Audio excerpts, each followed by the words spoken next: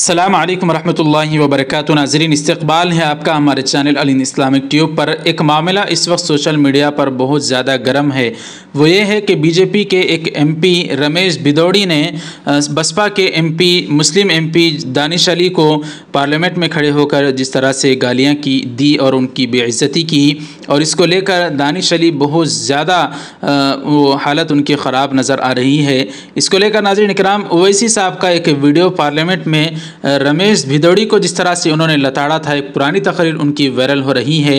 असदुद्दीन ओवैसी जैसा आदमी अगर पार्लियामेंट में हो तो ज़रूर उसको मुँह तोड़ जवाब, दंदा शिकन जवाब जिसको कह सकते हैं कि दुश्मन के दांत खट्टे कर देना।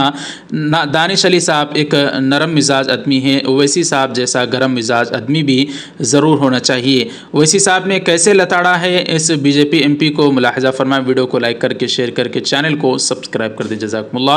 अस्सलाम वालेकुम रहमतुल्लाहि व बरकातुहू।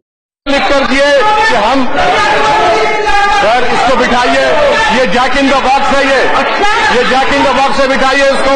दिल्ली में ऐसी मार पड़ी कि अब तक संभला नहीं है, ये चारों खाने ठीक हो गए, इसके संभलने नहीं आ रहा है इसको। बिठाइए सर, ये बिन ब्रेक का आदमी, बिठाइए इसको। खाली पुकारता है, दिमाग में कुछ है ही नहीं, बके जा रहे हैं, बके जा रहा हूं जुनून में क्या क्या सर। इसीलिए मैं, अरे तुम मेरा मुकाबला नहीं कर सकते, बैठो यार, बैठो, पुकारना रहा तुमको खाली, इसीलिए मैं आपसे